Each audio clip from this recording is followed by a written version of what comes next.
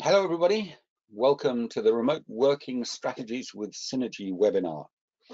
This is intended, rather than the product-based things that we usually do, to be more about general implementation and integration issues, and also to explain from our point of view exactly how Cinegy will work with various different kinds of remote solutions.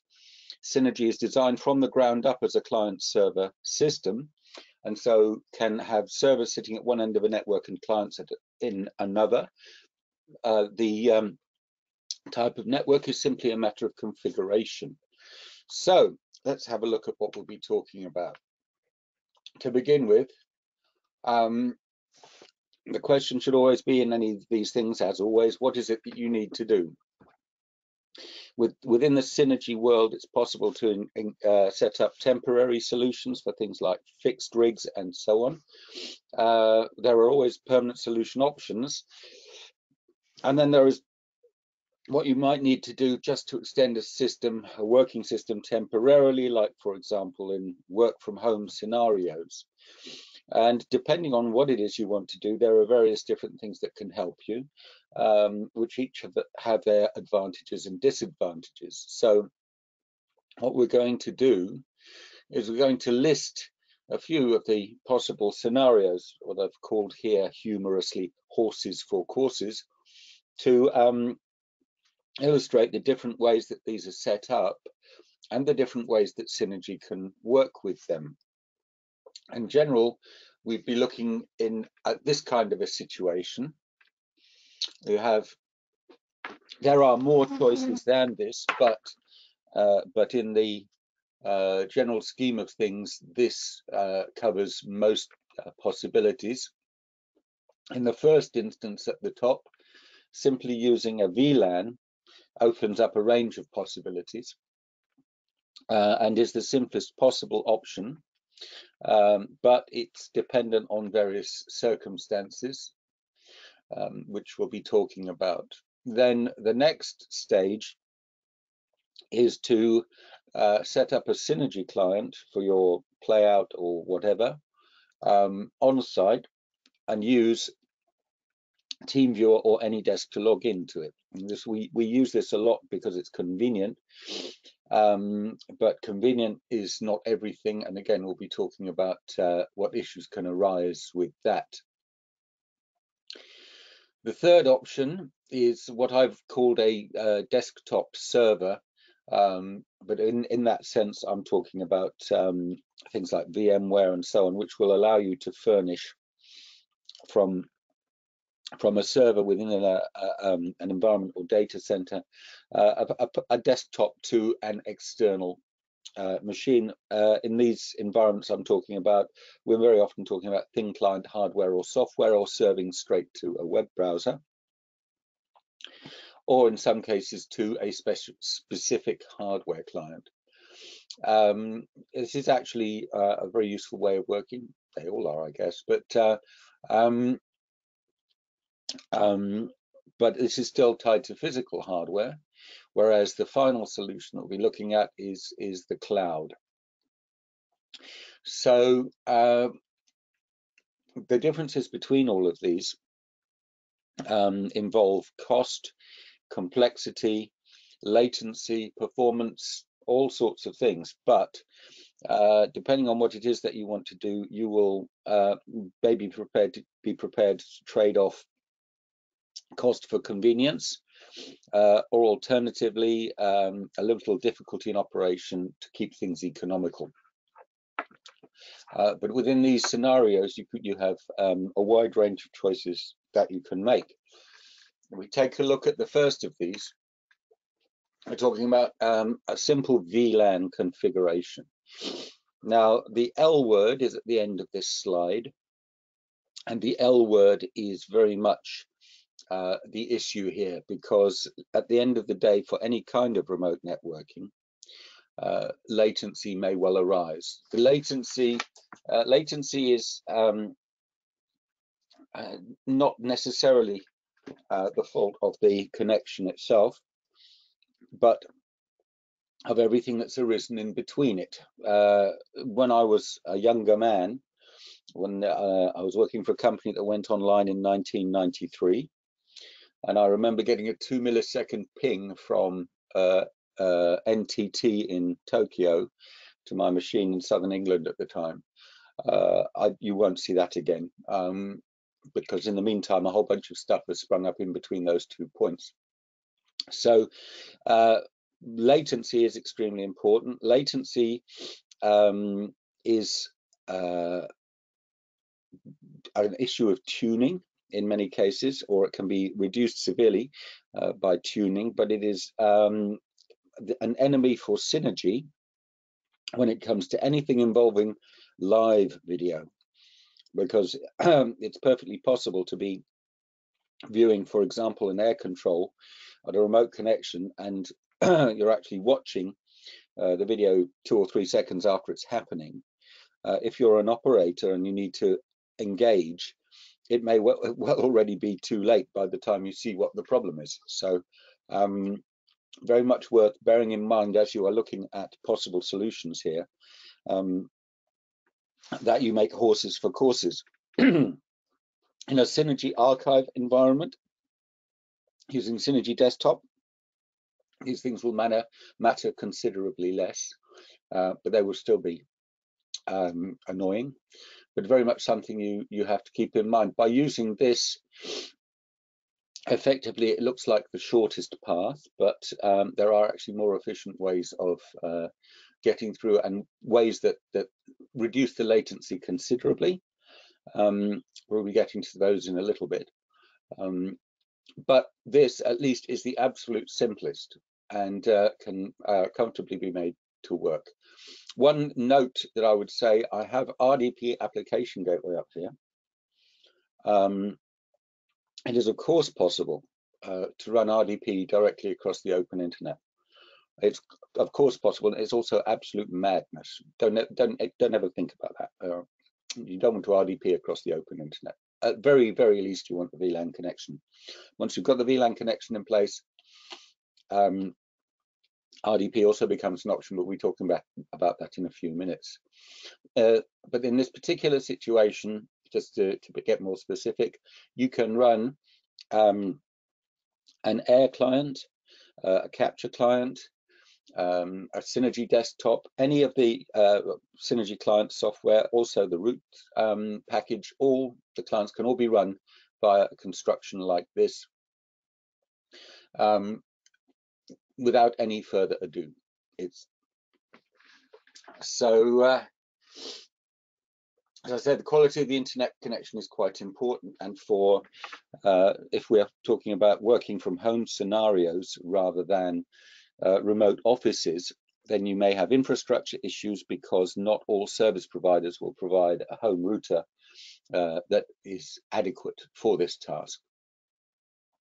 But it is certainly, as I say, the simplest of all options to begin with. The next option involves essentially setting your client up at the main installation, and then connecting via TeamViewer or AnyDesk to that client and performing your work. Now, this has some advantages. It's convenient.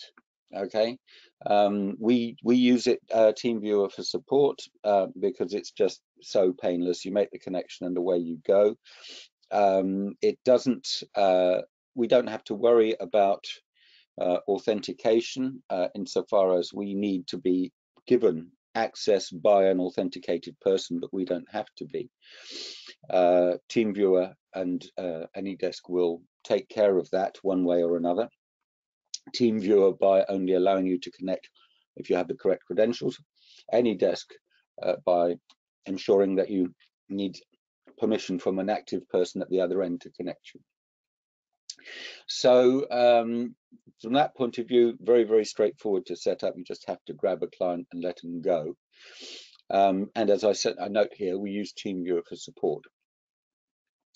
There can be, we have had in the past sometimes where With one or other of these, there have been video issues. Generally, however, they work okay. The other thing to watch out for is that both TeamViewer and AnyDesk are running a client on the machine that you are connected to. For us, if we are coming to look at a performance issue, for example, TeamViewer can be a nuisance because it soaks up quite a piece of CPU when it's running. So this is something also to bear in mind. It's not a free ride. In this case, you have to bear in mind that the connectivity application itself will also be taking your system resources, and you need to budget accordingly for that. So I've seen 20–30% loading on my machine sometimes from TeamViewer. So this is also something that you need to bear in mind. If we move up to the next level, then we're talking about using what I've referred to as a desktop server here, but they have various other names there. I'm talking about anything that can essentially deliver a remote desktop from physical hardware. So we're talking about VMwares and those kinds of things. They will be able to deliver across the internet to a web browser or a thin client, depending. When I'm talking about this, I'm thinking about two things. It's specifically, these are Teradici and Guacamole. Teradici have hardware accelerated solutions, and they can be tuned for maximum performance. We were next to them on the Microsoft stand at the last IBC. Very, very impressive what they can do. It is, however, a chargeable service, which is not a bad thing. We all have to eat. But it also has a competitor which doesn't cost, which is to say Guacamole. So we'll come to that in a little bit. But have I missed one? Yeah, I have missed one. Teradici, as I say, fine application, but it does have it is you need to buy it and therefore set it up and so on and so forth, although once it's in place it will work extremely well. And then Guacamole, which comes from Apache as a software provider. Their web browser speaks for itself in terms of take-up, so it's coming from a good source. Like Apache, it is also open source and free to download. It is not immediately straightforward to set up. What Guacamole actually does is it will essentially relay an RDP session, and it will do so from a Linux environment. If you don't have access to Linux expertise in your organization, it may be that it would be more complex for you to implement it. For our purposes, we have been known to use Guacamole because once it's up and working, it's very straightforward, and effectively it simply delivers you a nice remote desktop straight into a web browser. Very convenient. But in this particular case, then the machine at the remote end is simply a window into the running system, and therefore at the client end there is much less effort. It's simply a matter of receiving the frames from the network server. So the final option, which I have listed here, is the one that I jumped to prematurely, and here it is again. So in this particular case, we would use cloud. Of all of the options for remote working, cloud has perhaps the most to recommend it from both ends, insofar as you have much more control over your general infrastructure, and you can simply add and subtract servers as needed. It's the virtualization thing, but one layer abstracted one further layer. So effectively, you can design everything that needs to be designed, give it internet connections, and then pass it out. If you're working with Amazon, you have AWS workspaces and the media services with which you can help your connection along. And of course, in that environment, there is full support for the SRT protocol, which some of you may have heard me mention before. And SRT will allow you to to tune a video channel depending on the amount of bandwidth that's available to you and how low you can bring the latency. But SRT support from this kind of an installation is a standard thing, and it also helps for these kinds of connections. So, as I say, the upside, the big value here is the ultimate configuration flexibility that a cloud environment gives you, and also within that configuration flexibility, the possibility of essentially building your system around your business drivers, depending on what it is that's important. You have bricks with which you can build everything, and then take it down and put it back up again any way you want to. Very flexible. The disadvantage with these kinds of configurations, specifically with cloud configurations, is cost control, as although the pricing structure is often reasonably straightforward, nonetheless, a moment's inattention, an open connection, whatever, can lead to sudden costs that you might not have been expecting. Cost control is really a key aspect of making this particular type of scenario work. So, so there we have it. And basically, I'll go back to the summary slide so that we can see it again. So, as I say, possible scenarios come to a direct connection with a remote Cinegy client,